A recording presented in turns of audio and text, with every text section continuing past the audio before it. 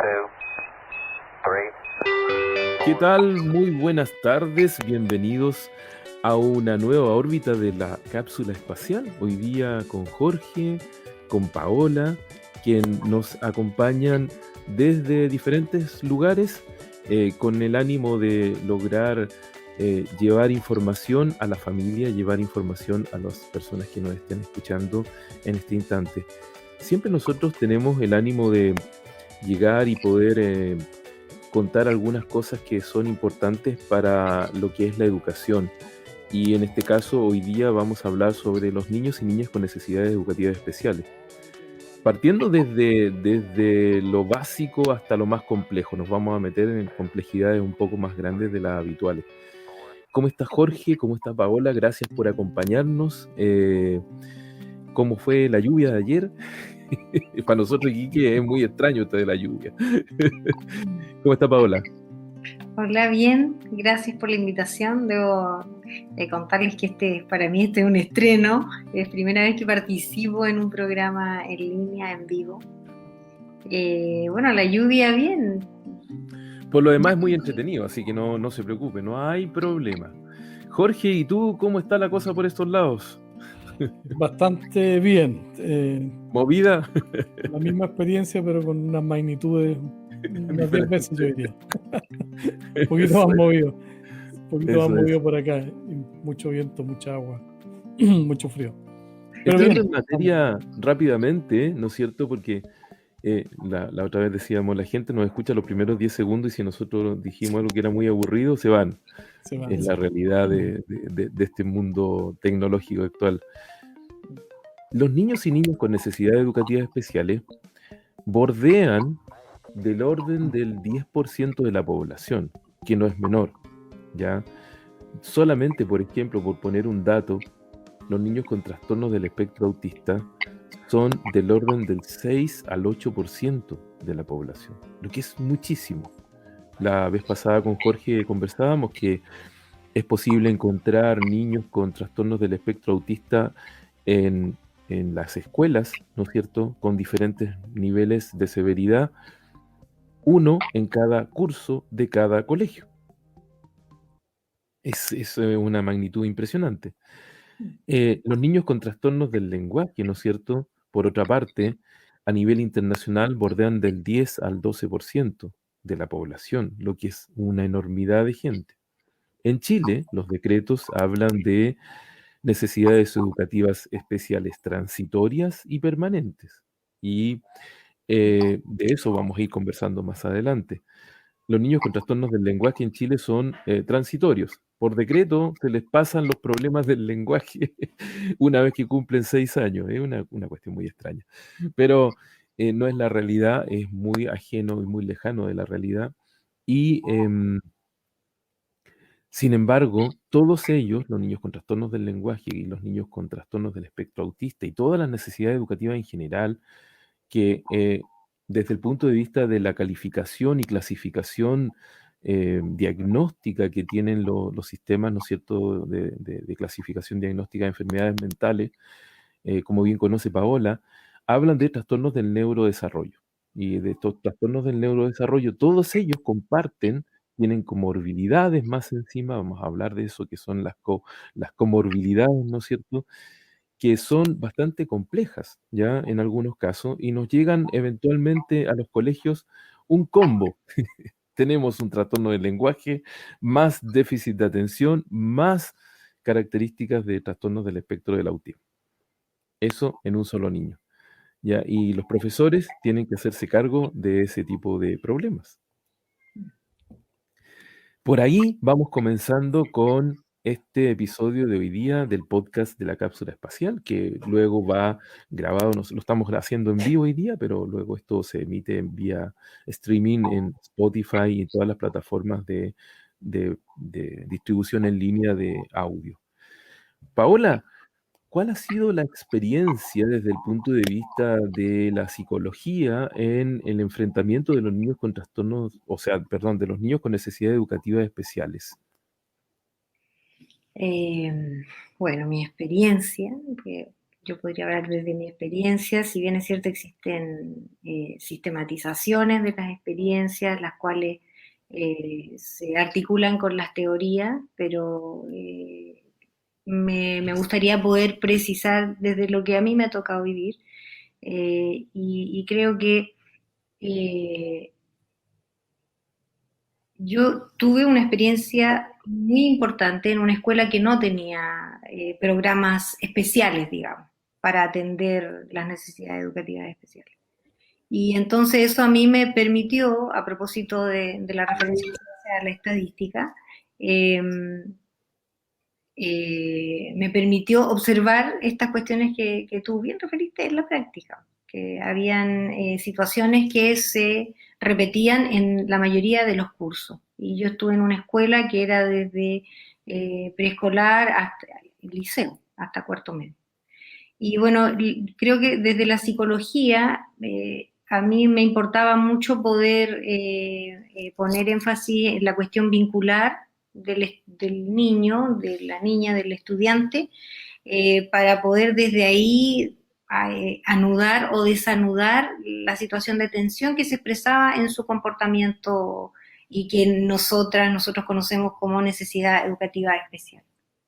Entonces, desde ahí mi abordaje era siempre como intentar hacer una lectura de qué pasaba con sus vínculos más cercanos y con la cuestión vincular en la escuela también, porque creo que el espacio escolar, el espacio escuela es un espacio que apertura una cantidad de vínculos, sobre todo para los niños de etapa preescolar o el primer ciclo básico, muy potente, muy importante. Aparecen los profesores, aparecen las amigas, los compañeros, las compañeras, otros actores, actoras, los mismos que trabajan en los planes especiales, esto que haya una psicóloga en la escuela, ¿no? Eso para mí mi sala era una sala identificada por todo el mundo, quien entraba o salía ahí era sospechoso, sospechosa, ¿me entiendes? Su situación particular, qué sé yo. Entonces, lo mismo la psicopedagoga, quien entraba ahí era quien le costaba leer, qué sé yo, o tenía que ir a tomarse una prueba con calificación diferenciada. Todas esas cuestiones yo intenté en una escuela muy precarizada en términos así de variedad de profesionales, intentaba con mi equipo de trabajo poner énfasis en conocer los vínculos que ese niño, esa niña, ese estudiante tenía. Porque desde mi perspectiva ética teórica, la cuestión tiene mucho que ver con los vínculos, con las relaciones sociales que establecen los niños o las niñas. Y por eso que tú señalas, no es casualidad que un niño después, o niña después de los 5 o 6 años, mejore su cuestión en términos de lengua, de habla, de lectoescritura, ¿no? Yo decía, y aquí le vamos a dar la pasada a Jorge también, que por ley hablamos de trastornos temporales, no permanentes, como por ejemplo trastornos secundarios a un déficit intelectual, los trastornos secundarios a un síndrome de Down, ¿no es cierto? Los niños con trastornos del lenguaje, por ley, en Chile, por leyes, no por una realidad científica, ¿no es cierto?, que está comprobado que los trastornos del lenguaje no son temporales, sino que permanecen en el tiempo e impactan en el desarrollo del lenguaje, obviamente, ¿no es cierto?, en el desarrollo de las habilidades de lectura y escritura y, por supuesto, en la capacidad de comunicar emociones, que es la parte que le toca hacer pega, ¿no es cierto?, a los psicólogos.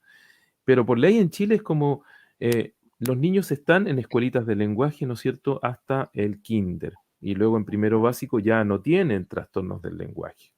Es como, se acabó el trastorno del lenguaje. Vamos a hablar de las escuelas de lenguaje porque fue un tema, es y sigue siendo un tema en Chile que ha abordado de tal manera, ha abultado de tal manera los índices de discapacidad que para el mundo, para ojos del mundo, dicen en Chile, ¿qué pasa? ¿Que hay tanta discapacidad?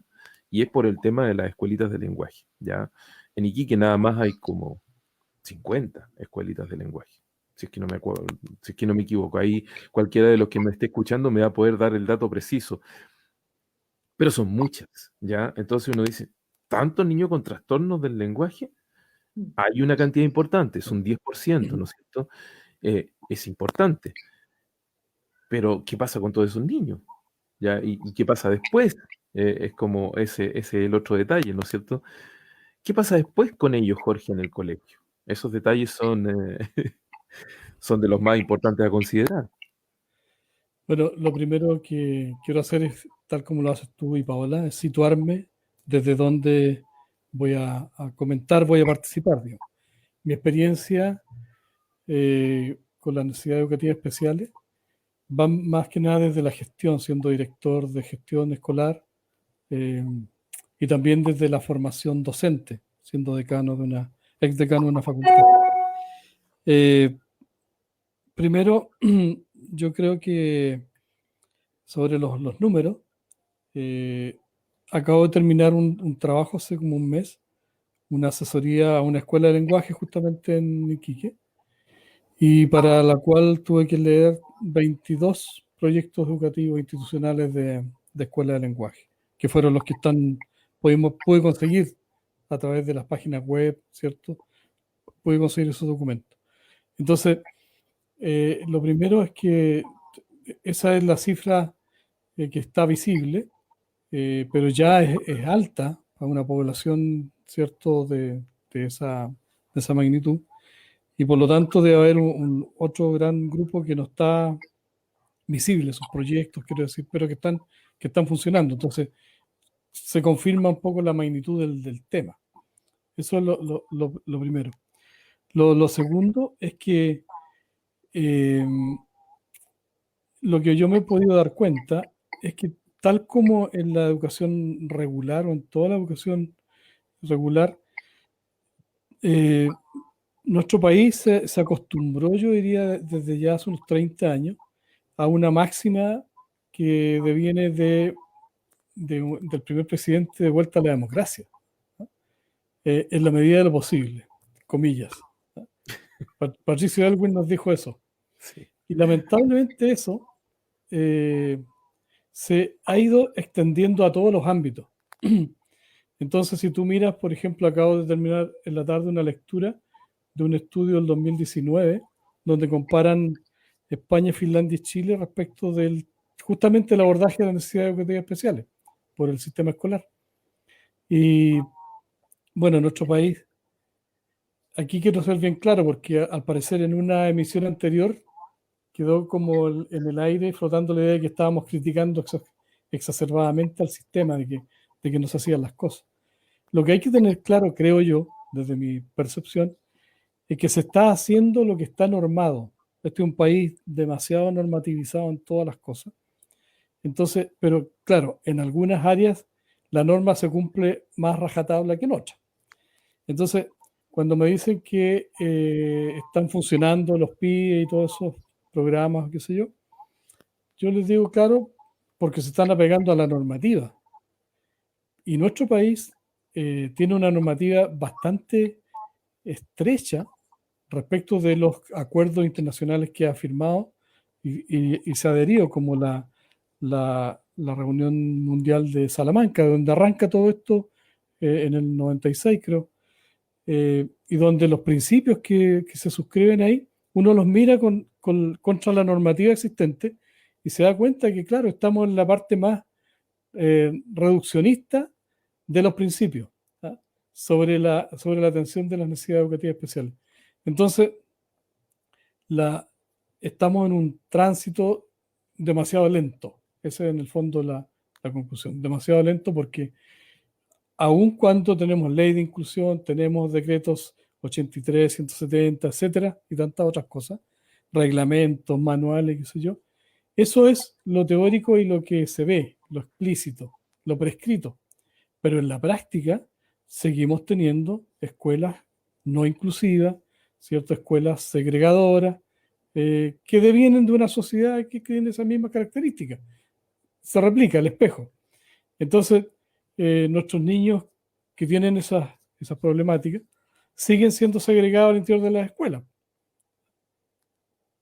Y son segregados y se hacen visibles. O sea, lo que señalaba Paola, siguen siendo indicados que ese es el niño que tiene problema de lenguaje, es el niño que tiene esta otra carencia, etcétera.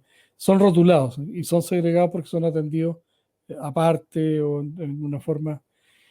En ese análisis me da cuenta que de los 3 países analizados, nosotros estamos al inicio con muy pocas posibilidades de avanzar más. Y la otra idea de inicio que también quiero plantear es que esa reflexión que tú haces seguramente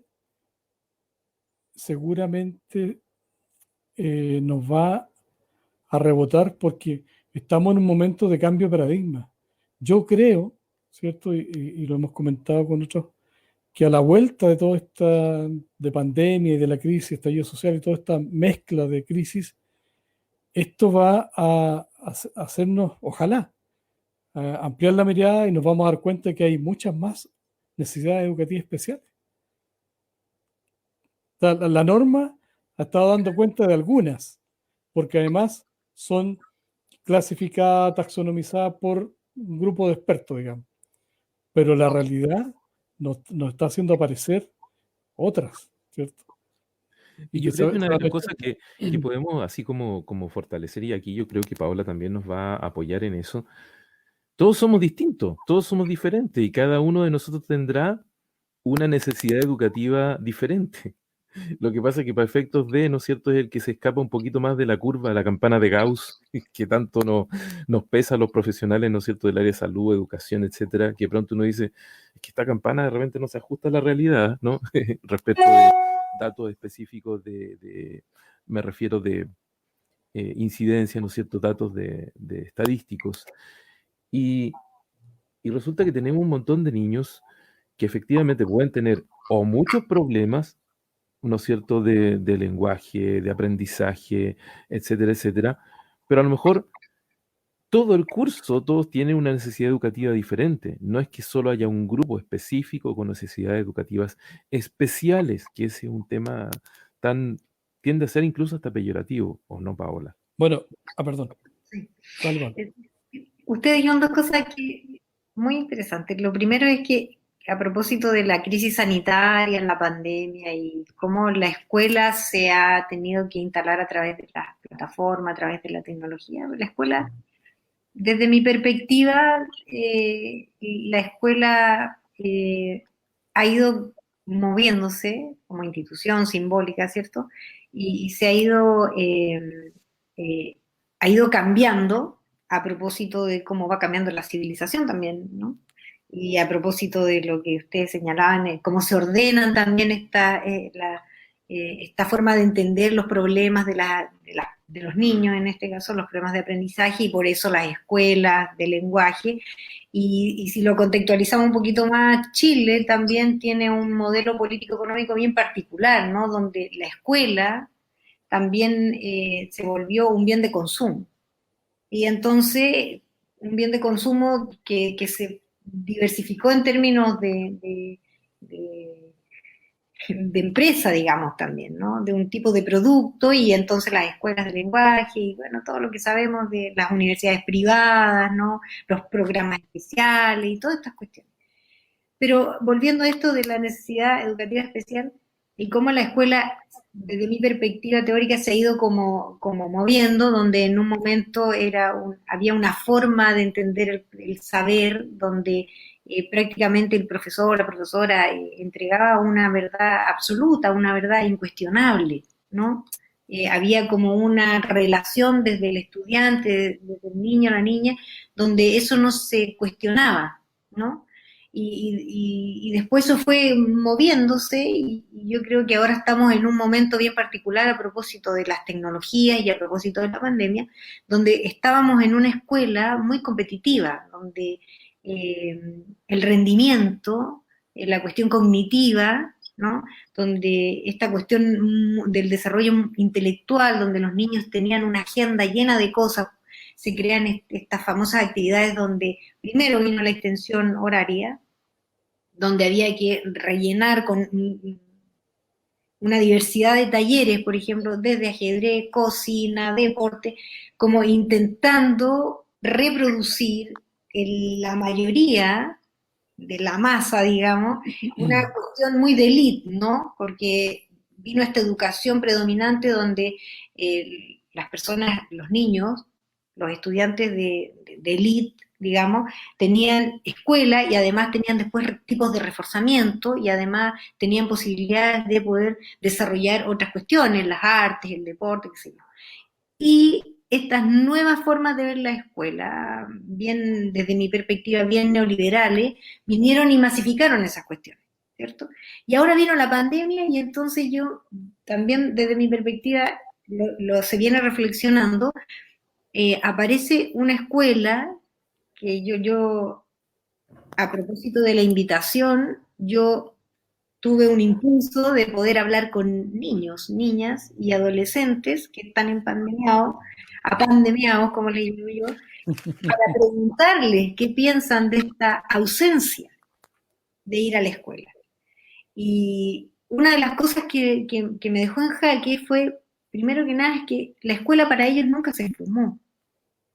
Es más, la escuela tuvo otra forma de entrar, ¿no? Y fue en las casas, a través de la tecnología, con las dificultades y todo lo que ya sabemos, porque eso sí que para mí se considera una necesidad educativa especial para todo el mundo. Nadie estaba preparado para esto.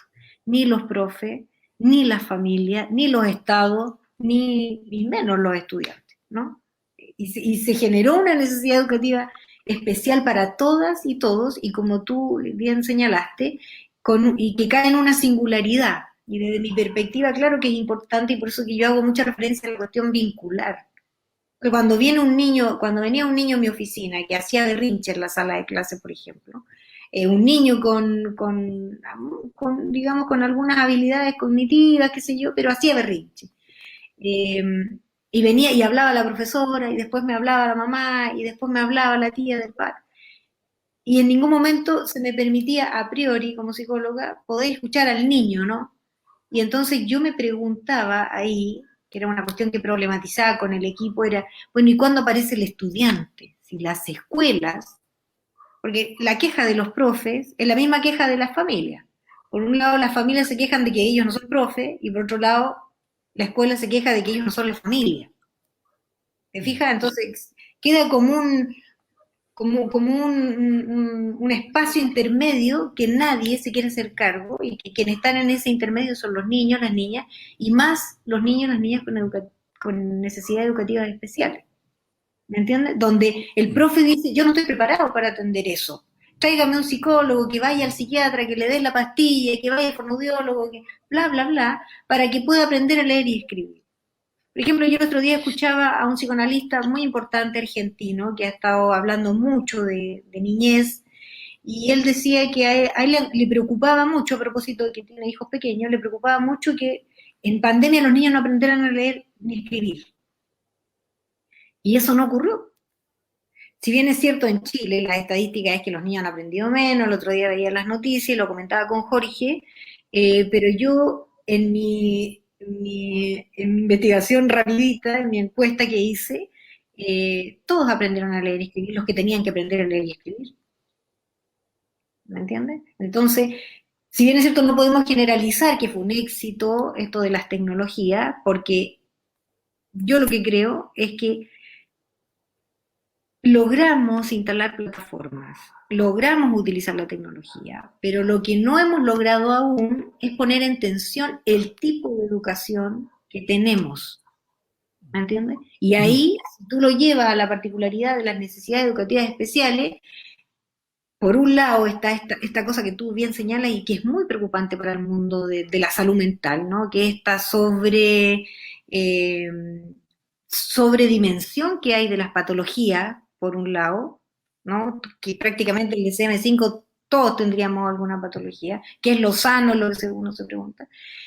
Por un lado, ¿no? Es que se ha abultado mucho eso. Y por otro lado, que se vuelve, como ustedes decían, demasiado burocrático el poder enfrentar el proceso de enseñanza-aprendizaje en las escuelas. ¿Me entiendes? Entonces, por ejemplo, perdona. Para redondear una sola cosita, hay una queja permanente que hemos escuchado en las noticias, cuando en los matinales, en todos esos lados, de que las familias se quejan mucho, ¿no? Que tengo al chico instalado en casa y que no, que yo no sé cómo enseñarle, no sé cómo aquí. Yo con todos los que hablé, que fueron 12, 3 adolescentes y el resto niños y niñas, todos eran capaces de relatarme su rutina donde ellos se preocupaban de prender el computador, de guardar, sabían a qué hora le tocaba, le preocupaba mucho esto de que lo vieran, también les preocupaba mucho saber en dónde estaba la profesora o el profesor, si es que se iba a atravesar por ejemplo, la mascota, cosas como esa curiosidad que, que la escuela a veces vela mucho, porque el profesor llega empaquetado, te fijas, todos uniformados, como que, por un lado, como que se cercena a ese sujeto que va a la escuela, ya sea un chico diagnosticado con un autismo o no, se cercena, ¿no? Cuando va a la escuela. Y por otro lado, esta cuestión de que se introduce la escuela, entre comillas, se introduce en las casas, produce una intriga también. ¿Te fijas? Entonces, cuando Jorge me propone participar aquí, me dice, ¿cómo nosotros, eh, podemos aportar, por un lado, yo creo que es con lo novedoso que esto ha traído. Y es lo que yo señalo, que los niños igual aprendieron a leer y escribir. No todos, no todas, pero ni siquiera eso ocurre en las aulas. ¿Te fijas?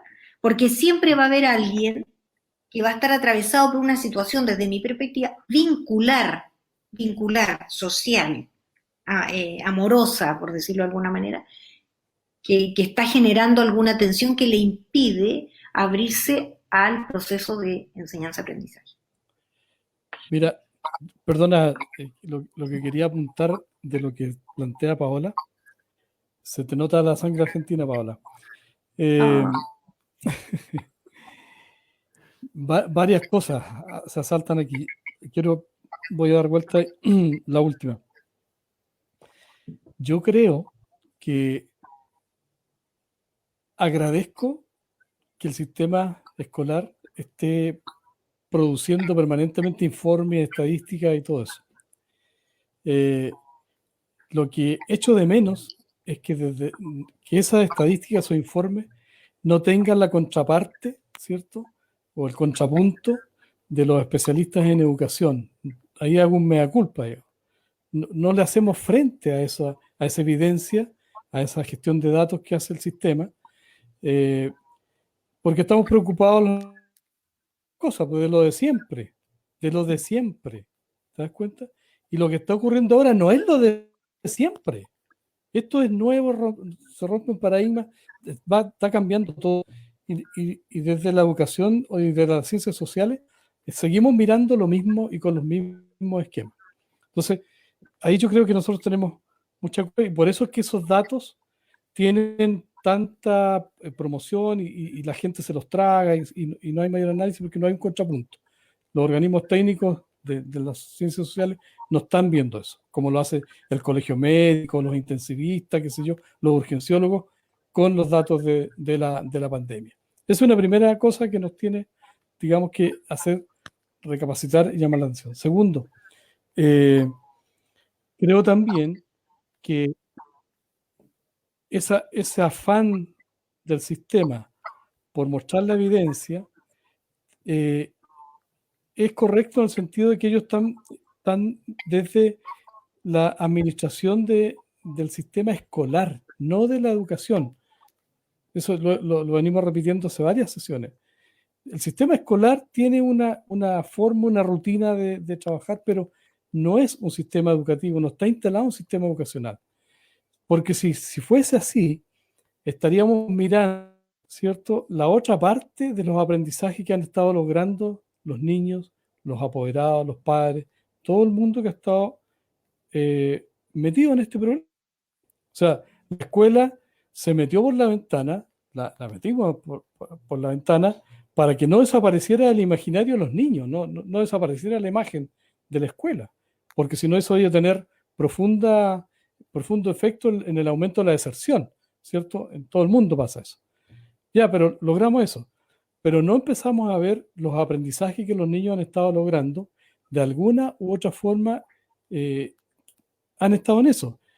Por ejemplo, los niños hoy día, el sujeto de hoy, sujeto niño de hoy día, ha tenido que volcar su mirada, no importa la edad que tenga, a la dinámica hogareña, cosa a la cual no estaba acostumbrado porque tú lo sacabas de la casa a las 8 de la mañana, lo metías ahí en la escuela y después lo sacabas, no sé, a las 2 de la tarde, 4 de la tarde, 6 de la tarde, o en algunos colegios a las 8 de la tarde, lo sacabas y lo llevabas a la casa y lo seguíais haciendo tareas, lo seguíais metiendo en la escuela. Vivían, dormían en la escuela, amanecían en la escuela. Hoy día, a un año ya de toda esta cosa, han tenido que darse cuenta de quiénes son sus padres, qué hacen, qué no hacen, cómo se relacionan. Han tenido que asumir labores de la casa, ¿cierto? Y yo digo el sujeto de hoy porque esos aprendizajes son los que tuvimos los sujetos de antes. Porque antes, a pesar de estar metidos en la escuela, también estábamos muy interiorizados de lo que pasaba en la casa. Y a raíz de lo que plantea Paola, que me parece muy atingente, en esos tiempos no estaba la máquina infernal, no estaba la tecnología, que es la otra que captura la atención de los niños y jóvenes, digamos, y también adultos, ¿cierto? Y por lo tanto había que hacerse cargo de esa realidad sin intervención de los medios tecnológicos. Con la disrupción que genera la televisión en su momento y ahora con la otra tecnología, la cosa, claro que ha cambiado. Pero lo que no ha cambiado ha sido que la escuela no sigue la institución, no está pensándose para transformarse. Y eso es lo que preocupa, porque la escuela que se está planificando para la vuelta, en todas las cosas que se han estado publicitando, qué sé yo, o se está leyendo, no hay una transformación real de la escuela. ¿Sí? Hay una adecuación. ¿Ah? Y si uno hace un análisis más crítico, uno de los principios primeros de la Convención de Salamanca justamente es que es el sistema educativo el que debe adaptarse. Y eso hay que leerlo muy bien. El sistema educativo tiene que adaptarse a las condiciones de todas las personas, niños, niñas y adultos inclusive. ¿Ya? En cambio, en nuestro sistema, ¿cierto? Todavía es la persona, niño, niña, adulto, que tiene que adaptarse a esa normatividad, a esa estructura, a lo que muy bien graficaba Paola, al esquema del profesor, etc. Y la irrupción de tecnologías de otros profesionales en educación también nos hizo cometer un error en la formación docente. Hoy día, decirle a un profesor en formación, oye, tienes que empezar a preocuparte de los temas afectivos, de la relación vincular con los estudiantes. ¿Para qué? Si para eso está el psicólogo, está la psicopedagoga, está el orientador, está otro. Entonces, esa lógica yo quiero asimilarla al capitalismo o al neoliberalismo, porque estamos subcontratando el servicio. ¿Te das cuenta? Entonces, tercerizándolo, esa es la palabra más precisa. Esa es la palabra más No, correcta. yo voy a ir a enseñar naturales, matemáticas, biología. De los cabros tiene que preocuparse la psicóloga. Y por lo tanto, cuando emerge un tema en el aula, ¿yo a dónde miro? No miro a mi mochila, no miro a mis habilidades sociales, miro de reojo a la psicóloga o a la psicopedagoga. Bueno, cierro. En un sistema educativo de adelantado, digamos, Finlandia, las necesidades educativas especiales no son problemas. Están consideradas en el sistema. No son problemas porque además toda la gestión de esas necesidades la realiza el profesor y no el equipo. No hay un equipo, o sea, a ver, para ser claro, hoy día en Chile, ¿cierto? Un niño que tiene alguna carencia tiene que ir primero en la parte administrativa y burocrática al grupo de profesionales que tiene que evaluarlo. ¿Sí? Después hay que tratar de meterlo en un aula que pueda prestarle el apoyo, pero bajo la tutela de otro profesional. ¿Cierto? Ahora, si hay PIE en una escuela pública, tiene la posibilidad. Si no hay PIE, no tiene la posibilidad. ¿Cierto? Entonces, y en esa en esa trayectoria el profesor va quedando fuera. El profesor va quedando fuera. Entonces, otra vez, adentro del aula lo que encuentras tú, dos profesionales, ¿cierto? En un aula que parece ser inclusiva, pero que no lo es segregadora. ¿Ya? El profesor de la asignatura o del subsector, sector, lo que sea, está preocupado de eso, ¿ya? Porque hay alguien que está atendiendo a esa particularidad o a esa singularidad. Entonces, nos hemos transformado en una, primero, una tercerización, segundo, todo nuestro sistema es restrictivo, en vez de que sea al contrario, pues. Entonces yo creo que ahí está la clave. La escuela tiene que transformarse. Después Sin vamos a duda, discutir qué va a significar sin eso. duda. Fíjate que han salido varias cosas bien importantes, ¿ah? Le doy el paso al tiro a Paola, pero Paola plantea una cosa que es muy interesante en esto, que me llama mucho la atención, el concepto de que la imagen del profe cambia porque de una u otra manera es captada por los niños como no es el profe, es un humano. Es un humano que tiene un gato, que tiene un perro, que tiene hijos. Mira, y el profe tiene hijos. Ay, mira, los hijos se pasean por ahí también. Hoy tiene hijos igual que nosotros, tienen la misma edad.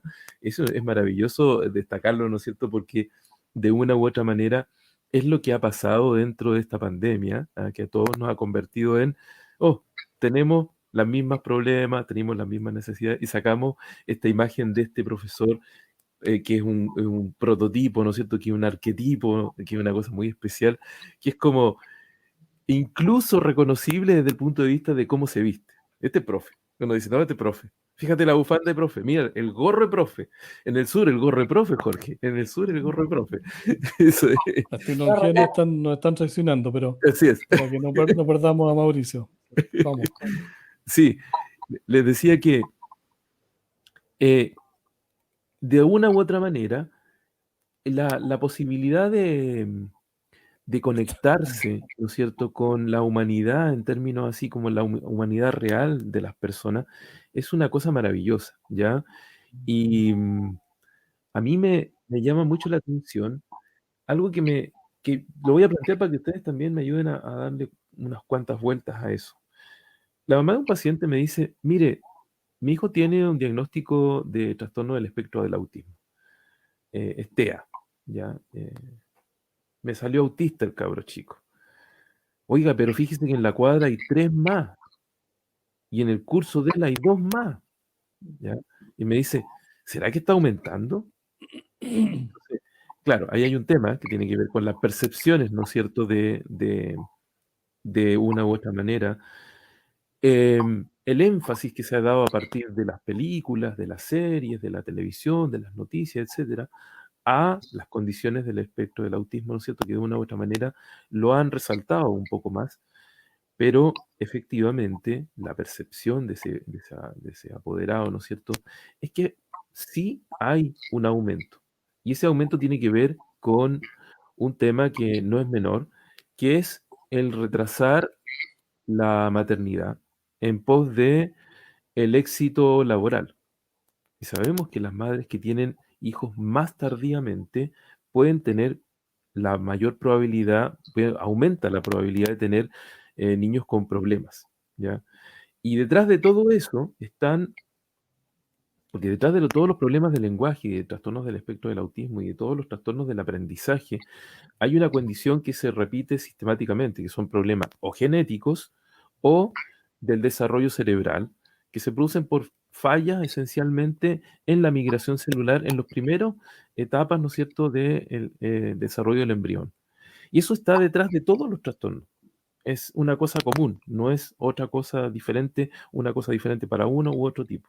Entonces, uno dice, ok, por un lado tenemos todos estos trastornos del lenguaje, ¿no es cierto?, que parece que están aumentando, tenemos trastornos del espectro del autismo que parece que están aumentando, tenemos niños que tienen probables diagnósticos de dislexia, en realidad sabemos que no es tan así, que ahí está asociado particularmente en estos 2 años, ya vamos para los 2 años, ¿no es cierto?, a un sistema educativo que ha tenido que lidiar con todas las vicisitudes que implica la pandemia, ¿no es cierto?, y todos los ajustes que ha significado todo esto. Y resulta que, por otro lado, tenemos, ¿no es cierto?, esta imagen de, ¿está aumentando o es una percepción nomás de los niños con necesidades educativas especiales? Por ahí va un poco la reflexión mía, espero que se haya escuchado, se estaba cortando ahí, pero por ahí va un poco la reflexión mía. Paola. Sí, a mí la experiencia que yo tengo es que efectivamente se ha masificado, digamos, que en el periodo que yo estuve en consulta y en la escuela donde trabajé es una cuestión que ha aumentado considerablemente. Desde mi perspectiva, estas cuestiones obedecen más bien a tipos vinculares.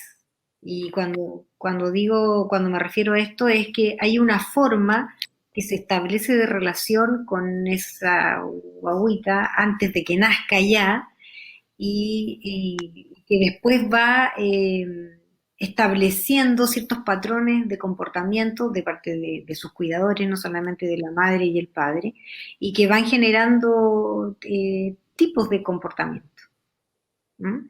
Y tú señalaste algo importante también, y es cómo estos, eh, a propósito de las tecnologías, ¿no? Cómo estos repertorios en ausencia o en presencia de habla, por ejemplo, nos muestran cómo los niños muchas veces no hablan en los 3 primeros años y cuando comienzan a hablar se refieren o reproducen repertorios que aprenden de los monos animados, por ejemplo. A mí me ha tocado ver mucho eso, que hablan con el argumento que sale en la televisión, ¿no? Y usan y utilizan lenguaje muy rebuscado. Y uno dice, estamos frente entonces a un tipo de trastorno del espectro autista, porque se dice que los autistas usan un tipo de lenguaje, y si tú vas y lo revisas singularmente o particularmente, te das cuenta que es un niño que pasa mucho tiempo en la televisión y que su En forma YouTube. de vincularse está con la máquina, y como bien decía Camila, alguien que nos hacía un comentario ahí, eh, la mayoría de los niños no recibe la compañía necesaria para poder vincularse al proceso de aprendizaje, de enseñanza-aprendizaje, ¿no? Y se vincula con máquinas, se vincula con la televisión, se vincula con el YouTube, se vincula con los monos. Yo he visto guaguas de meses que son sobreestimuladas con las pantallas, ¿no? Y que repiten una y otra vez, porque repiten una y otra vez las canciones. No, es que le gusta esa canción. No, es que le gusta ese monito animado. Y tú ves a esa guagua que no habla, con hiperestimulada, que se mueve cada vez que aparece el estímulo, sin que haya una voz, digamos, una voz, como decía Camila, un acompañamiento no solamente físico, ¿no? Una voz que también carga ternura o carga, no sé, calidez, otro tipo de cosas que le permita a ese cacho de carne, como decimos nosotros desde mi perspectiva teórica, poder entrar a la cultura y entrar a relacionarse con otro, con otra. Y cuando digo con otro, con otra, también con el saber, ¿no? Con este saber que, volviendo a esto de la figura de quien se espera que produzca este interés, que es el profesor o la profesora, la tía, la educadora, eh, juegue un papel no de mediadora entre ella y el conocimiento, entre ella o el saber, sino que se produzca un juego, ¿no? Entre incluso, a propósito de lo que estamos viviendo, porque para los profes también ha sido muy novedoso esto. Hay profesores que han logrado desarrollar cuestiones que pensaron que no iban a poder hacer. ¿Me entiende? Una, vincularse con la tecnología, y otras que han sabido aprovechar sus aptitudes, digamos, y han hecho clases mucho más interesantes, o no sé, han despertado. Generalizar las cuestiones, las buenas cuestiones, estaríamos en otro mundo. No, no podemos, porque hay intereses que se cruzan también, y hay particularidades, como yo insisto, Camila decía, no son todos los niños, y es peor aún, decía ella, no es la mayoría que está pudiendo aprender porque no cuenta con la compañía y con la advertencia de quienes estamos a cargo de la crianza de los niños, de que una máquina no va a poder resolver la cuestión de la vinculación, ¿no? Al contrario, te va dejando en silencio. generalmente este tipo de trastorno, cuando se expresan los niños no hablan. Y si hablan, son cosas que repiten y que ni siquiera entienden. Que las utilizan, afortunadamente logran utilizarla bien, ¿no? Porque uno dice, uy, mira cómo utilizó una palabra, no sé, a mí me pasa a veces que escucho parlamentos de películas, ¿no? Incluso hasta las tonalidades, si te fijas. Entonces uno dice, no, está hablando robotizado. Ah, esto tiene que ver con el autismo. Yo escuchaba a los profes que decían, no, él habla robotizado. Y no, lo que pasa es que pasó muchas horas y ahí se fue generando una forma de relacionarse. ¿Me entiendes? Yo, desde mi perspectiva, hay algunas cuestiones que tienen que ver con los retardos mentales, con... Bueno, que también está en cuestión, ¿no? El síndrome de Down, que sí tienen que ver con predisposiciones biológicas, pero las cuestiones del espectro autista son más bien, desde mi perspectiva, son cuestiones más del desarrollo vincular. Y no solamente de la madre o el padre, sino que también quien cría, quien cuida, ¿no? Y quería decir una última cosita a propósito de lo que no terminé de decir, pero que Jorge bien lo señala, lo que va a venir, ¿no? Esta nueva escuela. Yo en ese sentido tengo un poco más intriga. Yo no me gusta mucho hablar de esperanza, pero me intriga más esto que va a aparecer.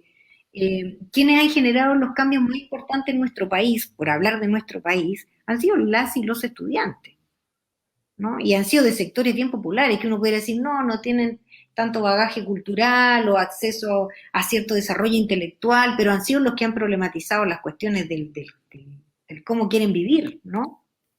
No son 30 pesos, son 30 años, son porque escucharon, entendieron, comprendieron y dijeron, ya, esto es un momento de concluir, entonces esto se tiene que aperturar para otra cosa, ¿no? Entonces, esta nueva escuela, porque va a venir algo nuevo, ¿no? De esto que queda, porque hay un residuo que siempre va quedando, ¿no? De esta escuela competitiva que yo refería, que encima se masifica, y se masifica, entre comillas, en un contexto que es muy desigual, porque se masifica y te dice, no, si todos podemos entrar a la universidad, entonces se crean las universidades privadas, sean de buena o mala calidad, da lo mismo, pero está el negocio, ¿no? Pero además se sobrecarga la oferta laboral. En este país nadie hace un estudio de cuántos psicólogos, psicólogas se necesitan realmente para la ciudad, por ejemplo. No, tenemos 3 universidades sacando psicólogos todos los años. Y tenemos más de 450 psicólogos purulando por distintos lugares. Y algunos sin trabajo y teniendo que hacer otras cosas. ¿Me entiendes? Es una sociedad que no solamente la escuela, por hablar de la escuela, no es solamente la escuela la que se enfrenta a un tremendo desafío, ¿no? Y la escuela pensando, como decía Jorge, en la familia, porque la familia también es parte de la escuela, en los profesores y los estudiantes y el Estado, porque el Estado es quien debiera preguntarse, como bien decía Jorge, ¿cuál es el tipo de sociedad que quiere empujar en un espacio tan importante de articulación como lo es la escuela?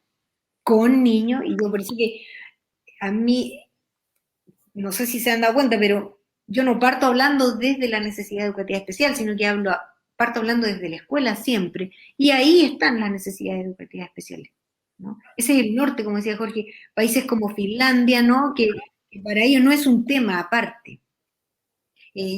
Voy a citar, y ahí me callo, por ejemplo, la serie Merlí, ¿no? Que venía a problematizar una forma de hacer escuela, que es una escuela muy, muy teológica, ¿no? Donde la respuesta ya está, ¿no? Merlí venía a plantear una cuestión mucho más filosófica, y ni hablar de Rita. Yo no sé si ustedes vieron Rita, que es una serie danesa, se las recomiendo. Rita es una serie que, claro, ella es muy desenfrenada, sin límites, pero son personajes que buscan exacerbar algo que quieren mostrar, ¿no? Porque es una serie. Entonces tienen que acotadamente intentar mostrar cómo el sujeto existencialmente entra en cuestión con ciertas con ciertas ataduras, digamos, que le impide ser libre, aprender, saber, crear en definitiva, porque si hablamos de qué sería lo más importante para la educación, es la posibilidad de permitirle al sujeto vehiculizar la capacidad de creatividad, que es lo que esta forma de entender la escuela, que es más teológica, no nos permite, que es la creatividad, ¿no? La cuarta. Sí, oye, mira, qué interesante, Paola, porque se me ocurre que yo creo que uno de los conceptos que todas las personas debiésemos retomar y- y hacer el cambio ahí tiene que ver con el aprendizaje. Yo creo que la familia, los padres, todos debemos de alguna manera reconceptualizar el concepto de aprendizaje, darle el significado real de hoy día y de futuro. Porque en un sistema educacional, ¿cierto? El aprendizaje valora, incluye, ¿cierto? Todo lo que tú acabas de señalar, por la creatividad, la inclusión, por supuesto, el respeto, eh, las habilidades sociales, el desarrollo tanto cognitivo como afectivo. Por lo tanto, yo creo que si los apoderados, los, los- los padres, se dieran cuenta de ese cambio de concepto, le darían mucho valor a lo que la escuela no enseña o a lo que los niños y niñas no aprenden en la escuela. Porque la escuela está centrada en su tema escolar, ¿ya? Pero la sociedad tiene que hacerse cargo de la educación de las personas. Y ese es yo creo que es el gran shock que hay que romper. Y justamente yo creo que los estudiantes van a ser, como lo han sido hasta ahora, grandes movilizadores de ese cambio. Por eso yo digo, ¿cómo los equipos técnicos de la ciencia social hoy día somos capaces de levantar todo los aprendizajes que estos niños que les ha tocado vivir la pandemia sí han desarrollado y poner en la balanza, ¿cierto? Y yo creo que es una apuesta, una hipótesis, nos vamos a dar cuenta que antes de la pandemia no había mayor aprendizaje de esas cosas, de esos elementos. Durante la pandemia han ido reapareciendo. Sí, lo importante es que, o algo más importante, es que nuestros niños también, niños y niñas y jóvenes, ¿cierto? Hayan hecho, alguien los ayude a hacer ese proceso reflexivo para que puedan entender qué han ido aprendiendo, cómo han ido aprendiendo, qué les cuesta y puedan movilizar sus recursos, ¿cierto? De aquí en adelante para para seguir aprendiendo. Oye, Y el otro yo creo elemento, sí, perdón, termina Jorge, dale, termina. no, una nota corta, ¿no? Sobre las tecnologías y vuelvo a eso porque yo he trabajado en eso, trabajo en eso, soy un adicto también a eso, pero me estoy dando cuenta y puse un mensaje por ahí hoy día, no sé si en el Face o en otro lado. Creo que los que se están haciendo el negocio en esta parte son los imperios tecnológicos, porque están mirando a la educación y a la escuela y los sistemas como el nuestro, ¿cierto? Político, lo permiten. Han utilizado estos grandes imperios tecnológicos, han ganado tremendos contratos con las escuelas y los sistemas escolares que se han tragado acríticamente esto de las tecnologías, ¿ya? Y el exacerbado uso. La verdad es que yo digo, sí, son necesarias, sí, han ayudado, pero yo hoy día estaría preocupado de que en el diseño de lo que viene, si ha habido un rezago en aprendizajes, yo debería ya estar pensando en cómo vamos a resarcirnos de ese rezago. Y si va a ser presencial, porque esa es la insistencia además, entonces vamos a tener que contratar más profesores, más asistentes, más personas, más que máquinas. ¿Ya? Y en nuestro país sabemos que hay una escasez y ya lo dijimos en una sesión, se va a duplicar, pero yo pienso ahora que se va a cuadruplicar para hacerlo bien, porque vamos a tener que preocuparnos del rezago, ¿cierto? Pero también vamos a tener que preocuparnos de todos esos componentes que el actual sistema, ¿cierto?, prepandemia no lo había considerado, como todos los aspectos socioemocionales y el desarrollo de otras habilidades, que nadie las está cubriendo en la escuela, ¿cierto? Entonces yo creo que ahí también las tecnologías, ok, miraba una escuela hoy día en que el gasto que están haciendo en comprar hidrolavadoras, en comprar servidores, en comprar cámaras e instalar redes para mantener en el modelo híbrido 20 sesiones en paralelo, ¿cierto? Para los que van a la escuela y para los que se quedan en casa, ese gasto no trepidan, ¿cierto? No ponen ninguna cortapisa para que se ejecute. Pero ese gasto no va a resolver el problema. Y sale así fácilmente. ¿Quién opera eso? Claro. Además que hay que operarlo. Pero yo te digo, lo que debemos entender es que para que haya una educación de la calidad que se quiere, con una escuela transformada, lo que más vamos a necesitar van a ser recursos humanos. Y por lo tanto, Jorge, sí, vamos. nos quedan pocos minutos y es importante para poder, pero no te vayas, Jorge, si no es necesario que te vayas. ahí Jorge está con un problema en la cámara. Fíjate que en estos pocos minutos que nos quedan de programa, es bien importante destacar algunas cosas que que se repiten, ¿ah? Todos los invitados que han venido a participar en las sesiones de la cápsula, de una u otra manera, resaltan lo difícil que ha sido asumir las tecnologías, ¿ya? Porque efectivamente no es fácil asumir algo que no has usado nunca en pos de una estrategia que estás acostumbrado a usar y que tiene que ver con la inercia de cómo usamos los sistemas. A mí este concepto de la inercia me llama siempre mucho la atención porque de una u otra manera es lo que impide que se provoquen cambios reales. Es tan difícil cambiar algo que da vuelta siempre a la misma velocidad. Parar la rueda es muy complejo, ¿no es cierto? Porque es muy pesada. Y esto es porque, desde el punto de vista neurobiológico, tú sabes que a mí eso es lo que más me llama la atención, implica reajustar un cerebro, ¿ya? Y esa reprogramación implica borrar conductas que estaban ampliamente anquilosadas, ya aprendidas en mucho tiempo.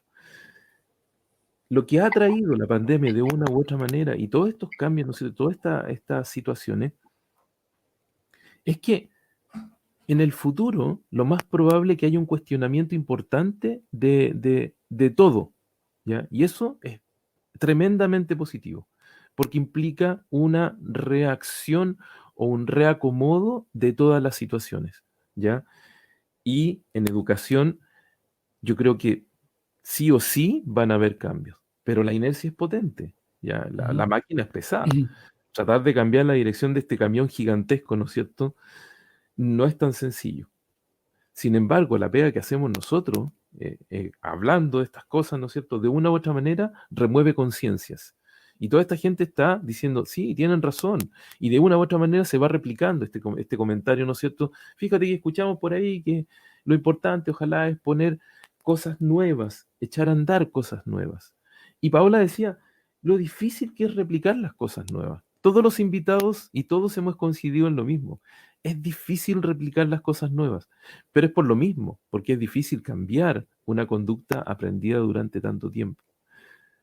Ahora bien, si esto lo llevamos al mundo de la educación, niños que tienen un problema en su funcionamiento, la pega del educador es pasar la goma y empezar de nuevo, de una u otra manera, desde el punto de vista de reacomodar todo el sistema para que funcione de la manera más óptima posible. Eso con una mirada de se tiene que ajustar a un sistema que está dentro del promedio. El sujeto se tiene que ajustar al sistema. Pero y aquí lo vamos a dejar esto como la inquietud para la próxima semana. ¿Y qué tal si el sistema se ajusta a los sujetos? Yo creo que ahí está un poco la clave detrás de todo esto, porque de una u otra manera es lo que esperamos que suceda. Jorge lo menciona, Paola lo menciona, ¿no es cierto? Y lo dice.